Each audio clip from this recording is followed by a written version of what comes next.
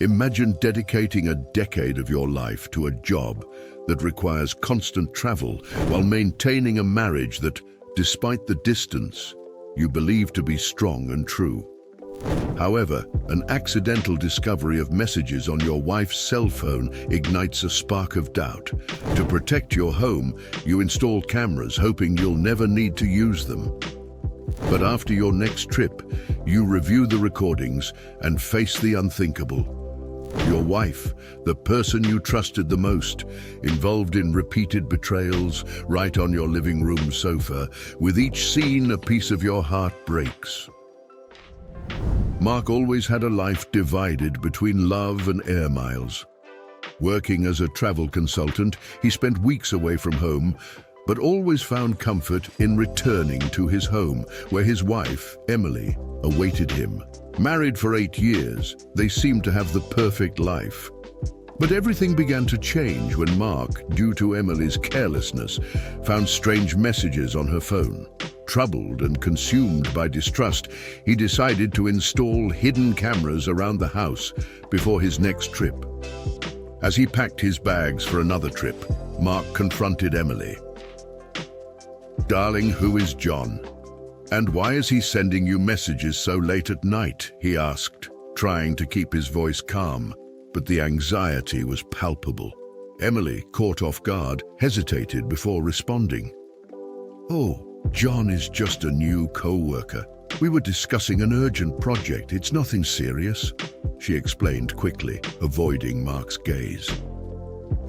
He wanted to believe her, wanted to ignore the twinge of doubt that tormented him, but something inside him knew that something was wrong.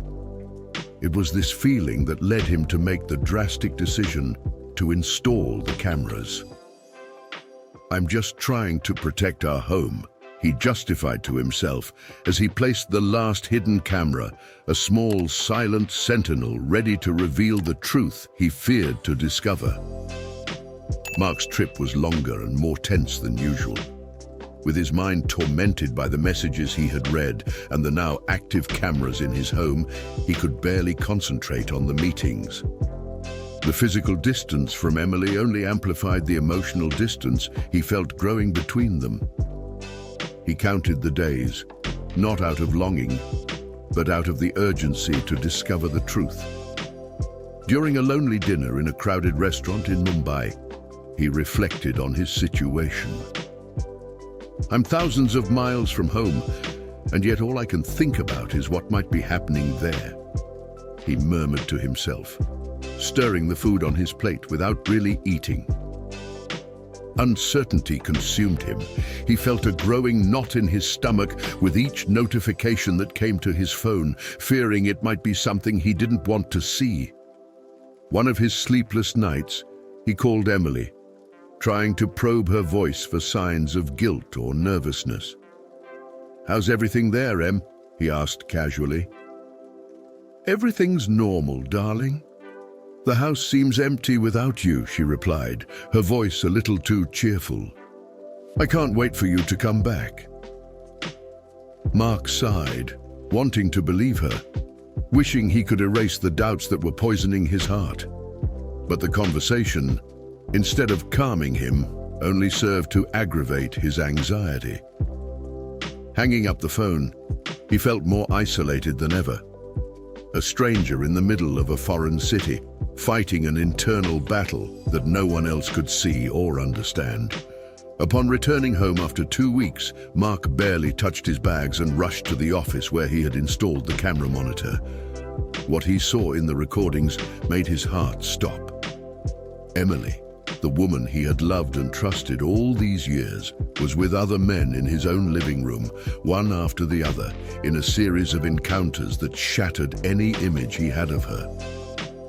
As he watched, incredulous, the images unfolding before his eyes, his pale face reflected the shock and betrayal.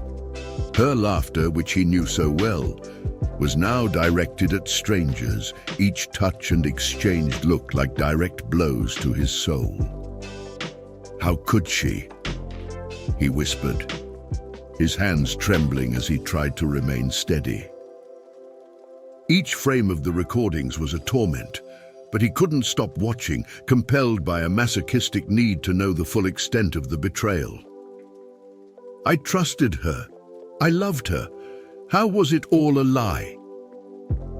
Mark questioned himself as a particularly intimate recording began to play. On the screen, Emily laughed cheerfully as one of the men whispered something in her ear. The sound of her laughter, so familiar and yet now so strange, echoed in the room, filling the space with the cruel reality of what he had lost. Shocked and desperate, Mark watched each recording, each laugh and touch exchanged between Emily and her visitors. Each frame was a stab in his loyalty and love. Unable to contain himself, he began to gather more evidence, searching through Emily's messages, emails, and even receipts. What had started as a simple suspicion now transformed into an avalanche of betrayal and secrets. His office had become a command center, with papers and photos scattered everywhere, each one telling a part of the painful truth. She deceived me with so many. How did I not see this before? He murmured, almost breathless, as he compared dates and times, building a mosaic of disappointments. When he found a hotel receipt dated on a day Emily had said she was visiting her mother, Mark felt the last vestiges of hope disappear. She didn't even try to hide it, he bitterly commented, holding the trembling paper in his hands. The reality of his situation hit him with full force, and he knew there was no going back. Determined to confront her with all the evidence, he mentally prepared himself for the discussion to come, rehearsing his words, but knowing that no preparation would be enough to face the gaze of one who had betrayed his trust so deeply. Furious and disturbed, Mark decided to confront Emily.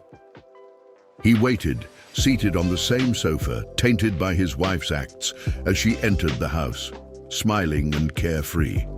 As soon as she saw him, her smile disappeared.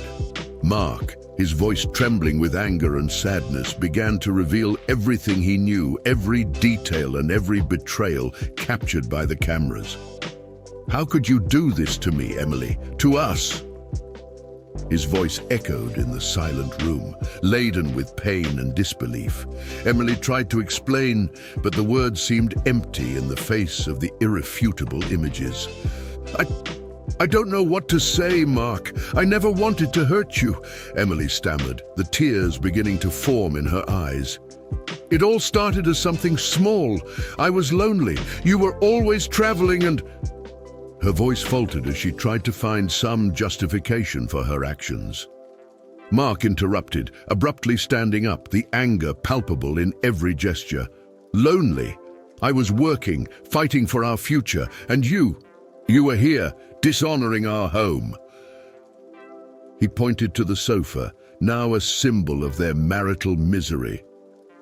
The argument quickly escalated, with accusations flying as the 8-year marriage crumbled before their eyes.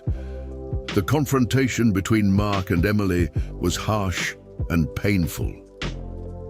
She tried to justify her actions by talking about the loneliness and abandonment she felt with Mark's constant travels, but he could absorb nothing beyond the betrayal. You say you were lonely, Emily, but what does that make me? I was lonely too. Every night in hotel rooms, thinking of you, of our home, of our future together. Mark yelled, each word laden with a mix of pain and disbelief. Emily cried, her tears mingling with her flimsy excuses. I just wanted someone to talk to feel desired again. I didn't plan for things to go so far, she explained, sobbing between the words. Mark shook his head, unable to accept any of her justifications. This is not love, Emily. Love is commitment, it is fidelity. It's being there, even when it's hard. You've broken everything we swore to protect, he said, his voice breaking with emotion. The argument quickly escalated, and Emily, desperate, ended up revealing that it was not just casual encounters, but that she had feelings for one of the men. This revelation was an even harder blow for Mark, who felt as if the last thread of connection between them had been irreparably severed. Mark, feeling completely betrayed, decided he could no longer stay in that house. He quickly packed some bags while Emily cried, begging him to stay and try to resolve the situation. "Please, Mark, don't go like this. We can try to fix this. We can go to therapy, do whatever it takes," she pleaded, her trembling hands trying to hold his. But for Mark, the trust that had been the foundation of their marriage had been irreparably broken. "Fix it? Emily, you destroyed everything we built with your own hands. There is nothing here to be fixed," he replied, his voice firm but his eyes showing a profound torment. He left the house without knowing exactly where to go, only feeling the weight of the world on his shoulders. As he put the bags in the car, he turned for one last look at the house that had been his home, his sanctuary of love and happiness. Now, all that remained was betrayal and lies. With a heavy sigh, he got into the car and drove off, leaving behind not only a weeping wife, but a lifetime of memories that now seemed tainted by pain. As he drove aimlessly through the city, Mark passed by an electronic billboard that displayed advertisements for private investigators and divorce lawyers. An idea began to form in his mind, a plan to seek revenge and make Emily feel the depth of his pain. He decided to hire a private investigator to find out everything about the men Emily had betrayed him with, determined to destroy all those who had shattered his home. "I won't let this go. They'll pay, all of them," Mark murmured, his voice laden with a cold resolve. He picked up his phone and, with hands trembling slightly with anger, began to search for contacts of recommended detectives. Soon he was on the phone, explaining his situation to a detective with a grave and calm voice.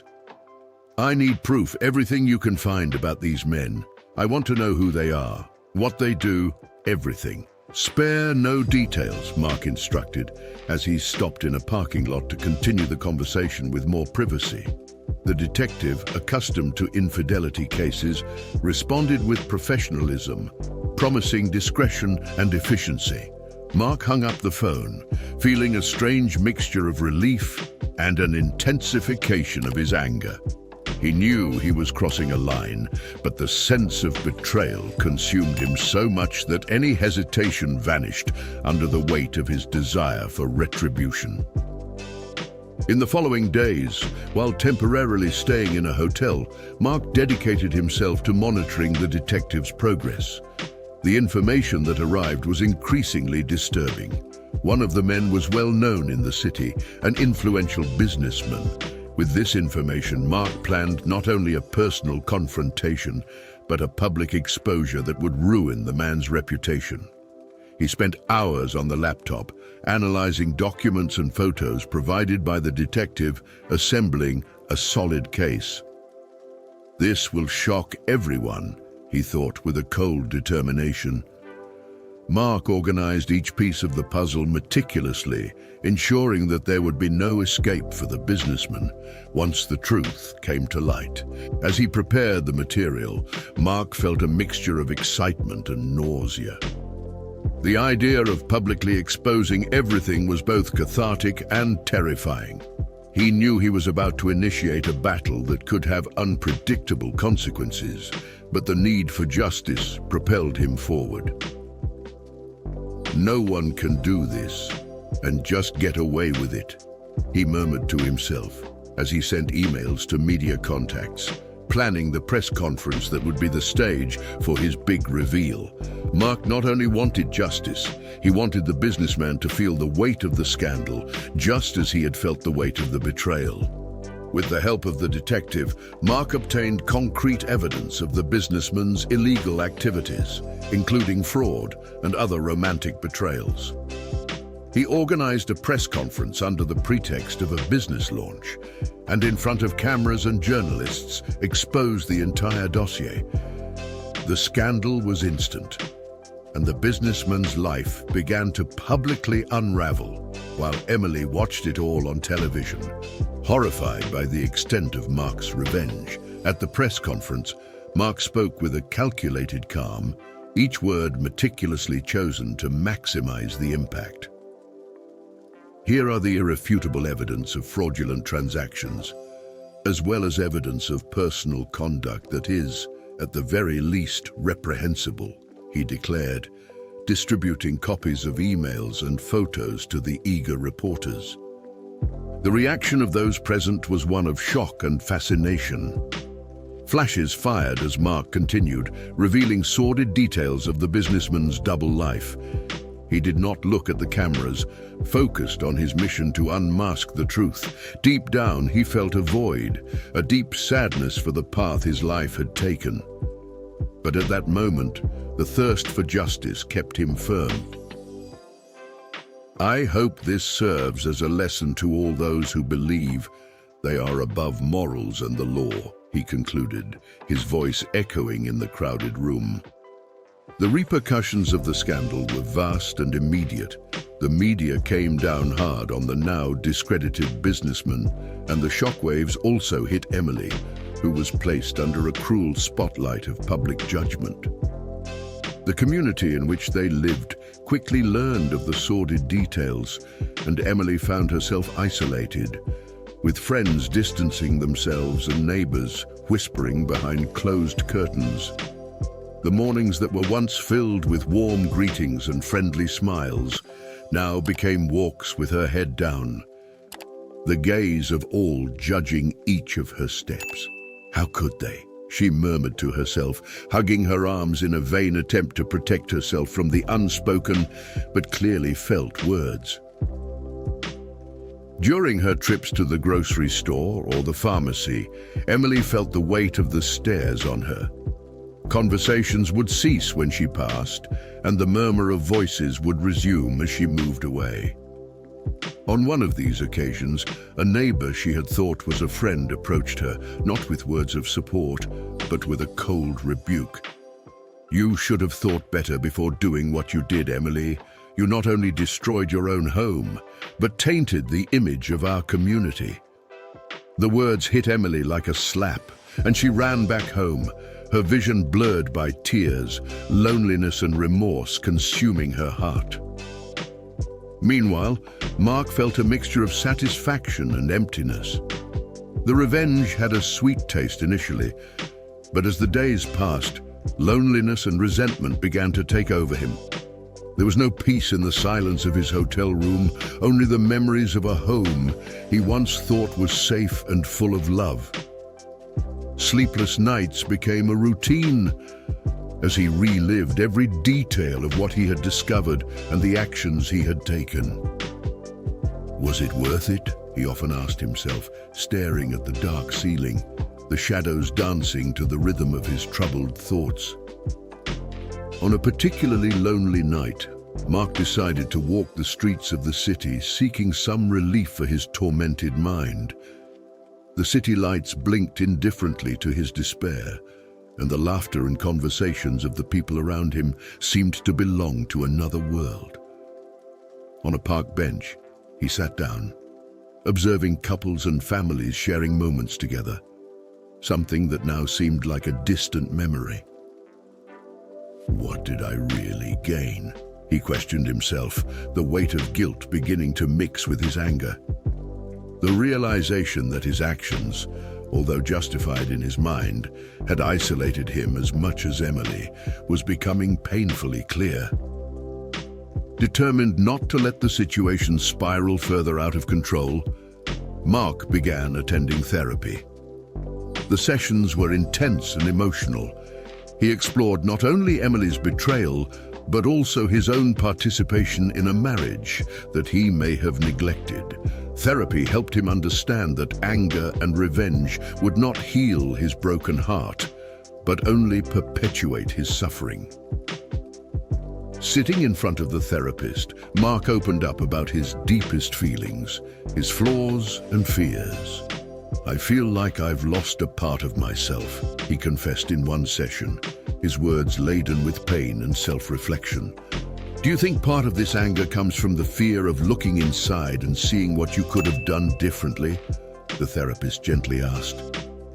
Mark hesitated, the truth of that question cutting deeper than he expected.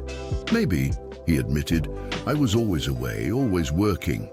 And perhaps in some way, I contributed to the emptiness Emily felt." The sessions became a space for Mark to confront not only the pain of betrayal, but also his own responsibility in the deterioration of his relationship. Each revelation was painful, but it also brought a certain relief, a chance to rebuild himself from the inside out. Therapy revealed painful truths for both Mark and Emily. Emily discovered, through intense sessions, that her actions were driven not only by loneliness, but by a deep dissatisfaction with the life she had built with Mark. She began to realize that her choices were not just passing mistakes, but cries of despair from someone who felt lost and disconnected from herself. "I felt like I was trapped in an endless cycle of waiting and loneliness," Emily confessed in a session, her words echoing in the silence of the office. "And in my weakness, I sought escape where I knew I shouldn't have." Mark, on the other hand, struggled with the revelation that the revenge he had so meticulously planned had destroyed the little peace that remained in his life. The therapy sessions forced him to confront his own actions and motivations. "I wanted her to feel what I felt, for the world to know of her pain as mine was ignored," he explained to the therapist, his voice laden with remorse. Hearing his own words, he began to understand the destructive cycle they had been caught in. The last therapy session, before they decided to go their separate ways forever, was marked by a profound silence and a tacit recognition that the love that had once united them was irretrievably lost. And you, what would you do in Mark's place? Comment on what you would do, and don't forget to leave a like and subscribe to the channel to continue following more stories like this. Love, trust, and betrayal can create emotional labyrinths that challenge our most basic notions of right and wrong. In the end, every choice we make resonates through our lives in ways we could never have predicted. I'll see you in a new story.